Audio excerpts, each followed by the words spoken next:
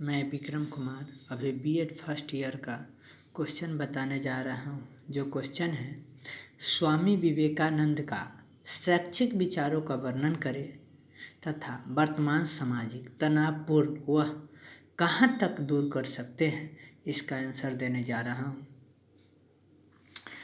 देखिए, इसका आंसर है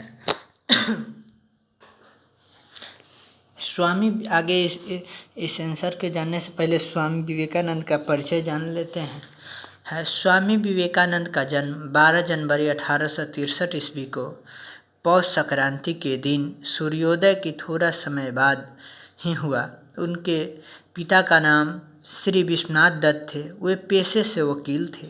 उनके माता का नाम भुवनेश्वरी देवी थी, श्रीमती भुवनेश्वरी देवी था। उनका जन्म कोलकाता के झिमुलिया गांव में हुआ था। उनके घर भगवान बीरेश्वर यानी शिव के सभी लोग भक्त थे, इसलिए उनका नाम उनकी मां ने बीरेश्वर रख दिया। जब उनका विद्यालय में नामांकन हुआ तो उनका नाम नरेंद्र नाथ रखा गया। उनका शिक्षा बंगाल के प्रेसिडेंसी कॉलेज कलकत्ता में अंग्रेजी व बंगला में हुआ। उनका दर्शन वेदांत दर्शन है।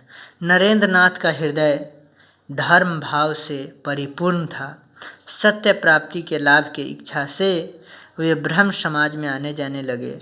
बीए परीक्षा के समाप्ति होने पर उनके पिता एक धनी पिता के पुत्री के साथ नरेंद्र नाथ का विवाह निश्चित कर दिया।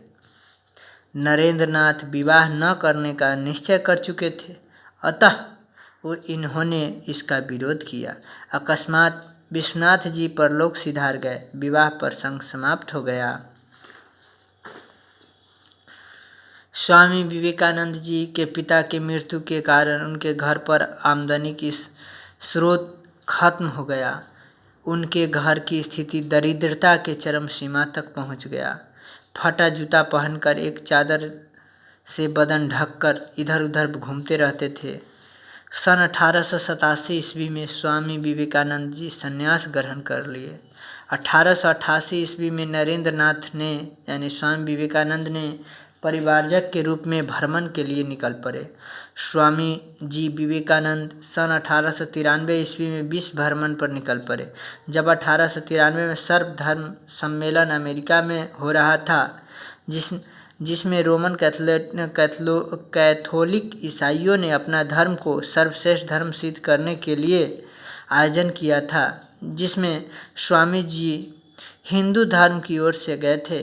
वहां पर जब पहुंचे तो उन्हें पगड़ी बांधा देखकर स्टेशन पर लोग मजाक उड़ाना चाहे, तो इससे जब वे लोग अंग्रेजी में बात किए तब इन्होंने हिंदी में जवाब दिया। जब वे लोग हिंदी में बात किए तो ये अंग्रेजी में अच्छे तरीके से जवाब दिए। वे लोग अकबक रह गए। तब इन्होंने कहा, जब आप हमारी मातृभूमि का नमन किया तो हमने जब आप अपनी मातृभूमि का नमन किया तो हमने अपनी, जब आप हमारी माँ को नमन किया तो हम आपके। और ये बात से संतुष्ट होकर जब वे धर्म सम्मेलन में बुला कर ले गए तो इनके अपने हिंदू धर्म का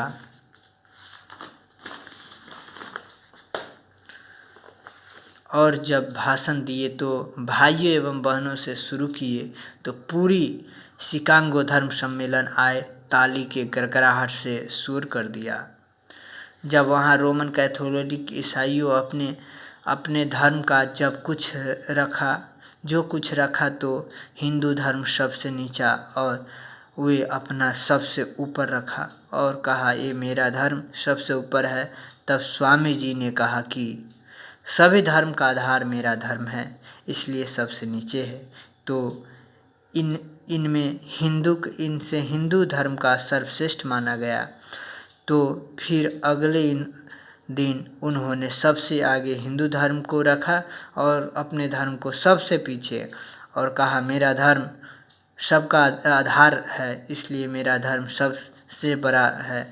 तब स्वामी जी ने कहे, नहीं, मेरा धर्म सबसे आगे इंजन की तरह काम कर रही है और सभी धर्मों डब्बा मानकर खींच रही है, सभी धर्मों को डब्बा मानकर खींच रही, जिसे हिंदू धर्म का सर्वश्रेष्ठ माना गया।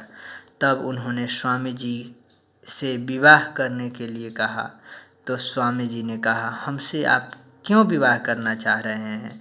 तो उन्होंने कहा कि आपसे विवाह करने से हमें पुत्र की प्राप्ति होगी और आप ही की तरह हमारा पुत्र होगा, इसलिए हम आपसे विवाह करना चाह रहे हैं। स्वामी जी ने कहा, आज से आप हमें पुत्र मानिए और हम आपको माँ। मैं आज से आपका पुत्र हूँ। उनके गुरु रामकृष्ण परमहंस थे। उन्होंने नरेंद्र नाथ का नाम स्वामी विवेकानंद रखा। उनका स्वामी विवेकानंद का मृत्यु 4 जुलाई 1902 ईस्वी को हुआ। अब उनके शिक्षा दर्शन के बारे में देखते हैं। उनका कहना था कि शिक्षा भौतिक तथा आध्यात्मिक होना चाहिए। शिक्षा कैसा होना चाहिए? भौतिक तथा आध्यात्मिक होना चाहिए, क्योंकि हमारा शरीर पंच तत्व से बना है, जो हमारे वातावरण में मिलते हैं, जो भौतिक भी है और अध्यात्म पर भी जोर दिया है, उससे अनुसंधान कर सके। जो भौतिक भी है और अध्यात्म पर जोर देने से उसमें अनुसंधान भी कर सके। उनका शिक्षण विधि था केंद्रीकरण विधि या एकाग्रता विधि। इसमें 5 विधियाँ प्रसिद्ध है। अनुकरण विधि, अनुकरण करके हम लोग सीखते हैं। में व्याख्यान विधि या व्याख्या करके बताते हैं विस्तार पूर्वक में। स्व अध्याय विधि, हम लोग खुद पढ़ के अध्याय करके सीखते हैं। प्रदर्शन एवं प्रयोग विधि, हम लोग प्रदर्शन करते हैं, यहाँ प्रैक्टिकल प्रयोग करते हैं। तर्क एवं विचार शक्ति विधि, हम 2-4 आदमी 10 आदमी मिलके तर्क करते हैं, विचार करते हैं, जिससे हमको नॉलेज होता है।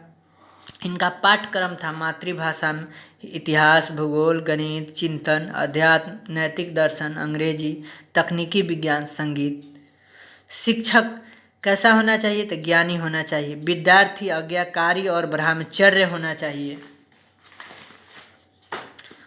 विद्यालय खुली वातावरण में होनी चाहिए। अनुशासन, सभी विद्यार्थी तथा शिक्षक को अनुशासन में रहना चाहिए। शिक्षा का क्या उद्देश्य है इनके अनुसार? देखिए, पहला शारीरिक विकास, शिक्षा से शारीरिक विकास भी होना चाहिए, मानसिक विकास होना चाहिए, आध्यात्मिक तथा नैतिक विकास भी होना चाहिए, जो रिसर्च में आगे हम लोग को काम आता है। चाहे नैतिक विकास हमारे पारिवारिक जीवन में काम आता है। पूर्णता विकास यानी पूरी तरह से विकास होना चाहिए।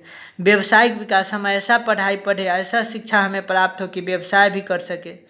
श्रद्धा एवं आत्मत्याग का विकास, हम लोग कोई भी काम श्रद्धापूर्वक करें एवं आत्मत्याग भी कर सके। राष्ट्रीयता, हमारे राष्ट्रीयता का भी विकास हो। उसके बाद जन शिक्षा, जन माने जनता का शिक्षा। इसमें उन्होंने स्त्री शिक्षा में मजबूती से योगदान देने को कहा। जन समुदाय के प्रति स्वामी जी का आधार स्नेह था, अपार स्नेह था। इसलिए उनका कहना था कि समुदाय के नीचे से नीचे तबके से लेकर ऊपर तक सभी वर्गों, सभी धर्मों की शिक्षा देनी चाहिए। स्त्री शिक्षा पर भी जोर दिए। वर्तमान सेकेंड इसका क्वेश्चन है, इसी में वर्तमान सामाजिक तनावपूर्ण दूर करने के लिए स्वामी जी ने युवकों से अमृत संदेश देते हुए कहते हैं, तुम्हें ध्येयवादी युवक होना चाहिए। कैसा ध्येयवादी युवक होना चाहिए? मनुष्य को केवल मनुष्य की आवश्यकता है, मनुष्य को केवल मनुष्य की आवश्यकता है और सब कुछ हो जाएगा। किंतु आवश्यकता है वीर्यवान का, तेजस्वी होना चाहिए, पूर्ण प्रमाणिक होना चाहिए। नवयुवकों से मेरी आशा इस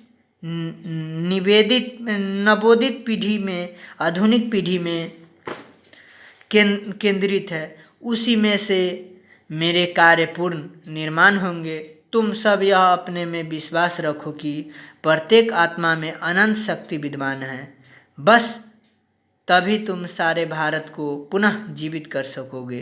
फिर तो हम दुनिया के सभी देशों में जाएंगे और हमारे भाव उन अनेक शक्तियों के अंश स्वरूप हो जाएंगे। तरुण, बलशाली, स्वस्थ एवं तीव्र मेधा वाले ही ईश्वर के पास पहुँचते हैं। तुम्हारे भविष्य निश्चित करने का यही समय है, इसलिए मैं कहता हूँ कि अभी भरी जवानी में इस नए जोश के ज़माने में ही काम करो। यानी कहने का मतलब इस नए जोश के ज़माने, अभी जब युवा है, इसी समय कुछ करने का समय है। आप जितना मेहनत करके आगे बढ़ना चाहते हैं बढ़ जाइएगा।